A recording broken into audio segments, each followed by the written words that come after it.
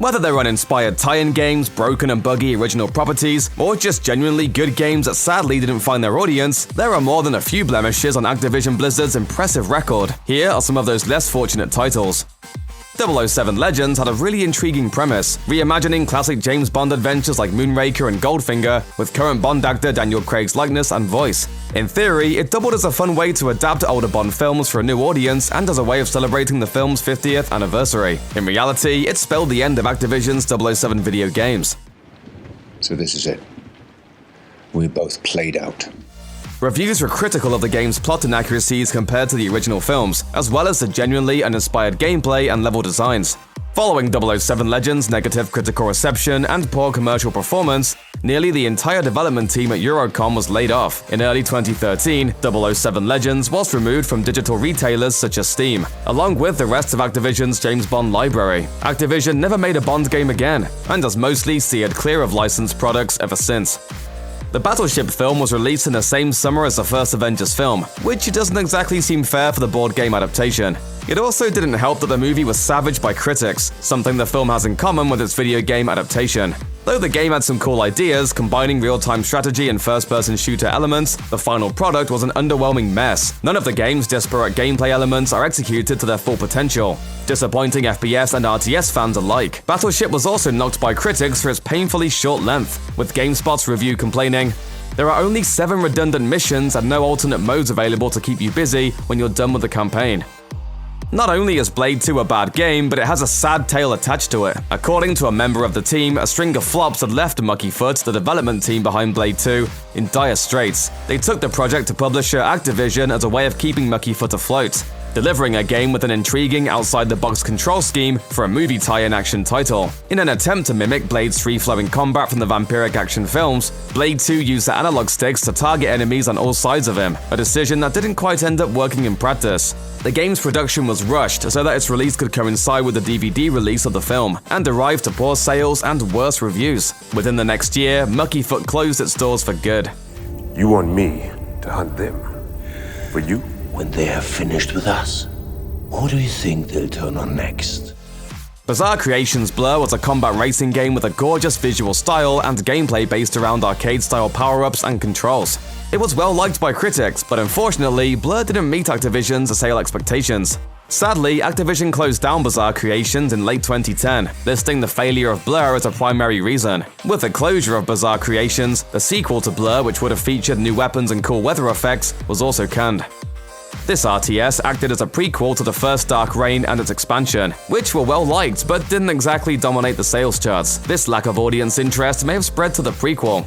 Whatever the case, Dark Reign 2 followed a few years later and received decent reviews, with critics praising it for its graphics and its solid storyline and world building, as well as its intuitive interface. Despite the positive reviews, Dark Reign 2 was also notable for its shockingly low sales. The game sold less than 10,000 copies within its first 3 months of release. This severe underperformance is likely the reason that the Dark Reign series hasn't seen another entry in over a decade.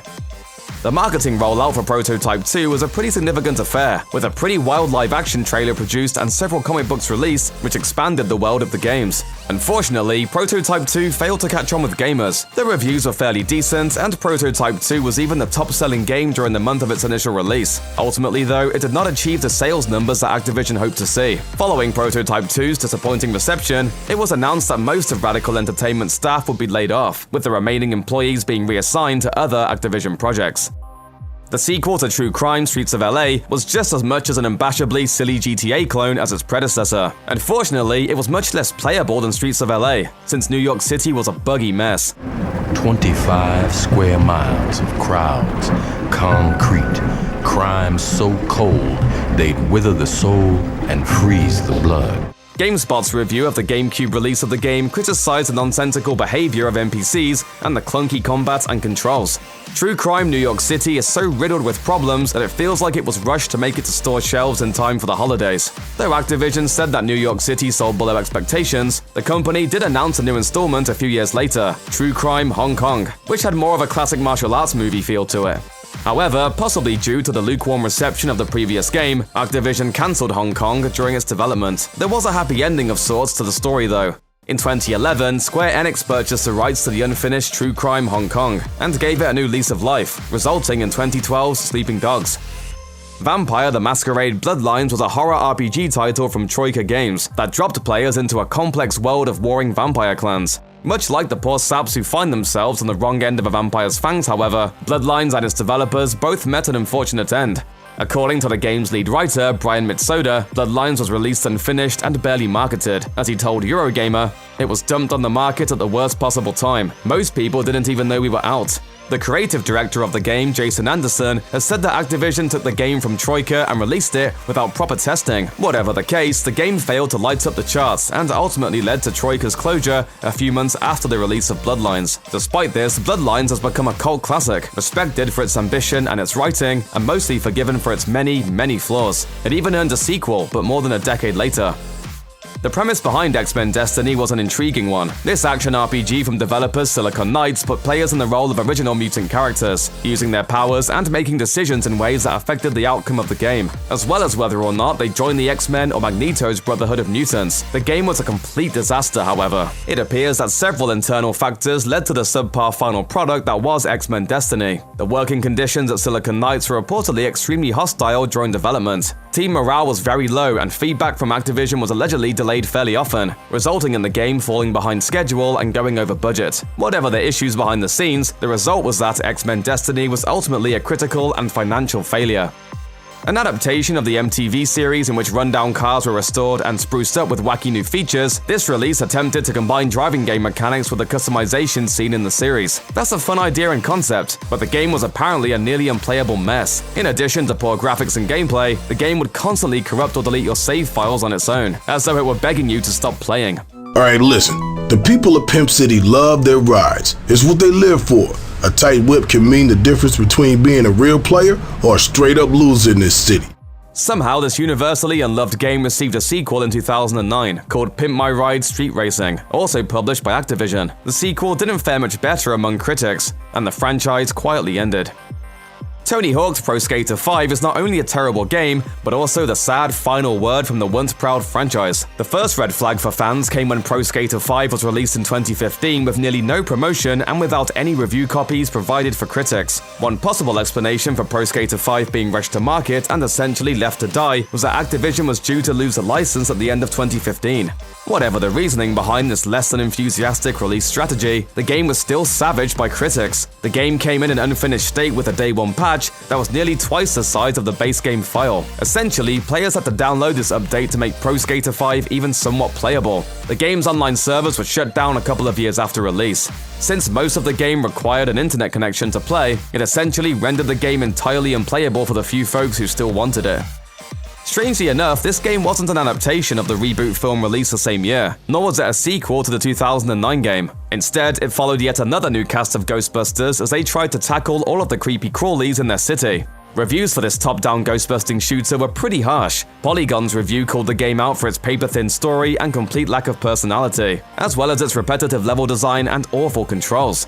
Ghostbusters is a deplorable, cynical bit of licensed drivel that wouldn't be worth the $50 asking price if the instruction manual were printed on a $50 bill. As if the reviews weren't a clear enough sign of the game's failure, the studio that developed it, Fireforge, declared bankruptcy just a few short days after the game's release. Much like the many cars in the movies, the Fast and the Furious franchise seems to be in no danger of slowing down anytime soon. Unfortunately for gamers who love the wild Vin Diesel action series, this adaptation is a total mess. First of all, Vin Diesel's character Dominic Toretto isn't even in the game, despite the fact that the game's missions reenact several action pieces from the films. Secondly, the game itself is basically broken. Showdown was torn to shreds by critics and fans alike. IGN said, "Fast and Furious Showdown fails on practically every level. This feels like the bare minimum for what it takes to be a racing game." They particularly took the game to task for its buggy graphics and poor collision detection, as well as its repetitive missions. The Walking Dead is a multimedia phenomenon that has not only shambled from comics to television, but also made the jump to video games more than once. While Telltale Games' The Walking Dead has been celebrated, there was another game adaptation that didn't fare quite so well in the eyes of critics and fans. The game was The Walking Dead Survival Instinct. Though it notably starred Norman Reedus and Michael Rooker, reprising their roles from the television series, Survival Instinct was torn apart by critics. In a Reddit AMA, The Walking Dead creator Robert Kirkman distanced himself from the game. After being asked by a Reddit Twitter how he could have allowed Survival Instinct to be made, Kirkman said, "I'm pretty sure there's an AMC logo before the title of that game and not a picture of my face. I can only oversee, be involved in so much, and my efforts were focused more on the Telltale game series." Check out one of our newest videos right here, plus even more SVG videos about game publishers are coming soon. Subscribe to our YouTube channel and to the bell so you don't miss a single one.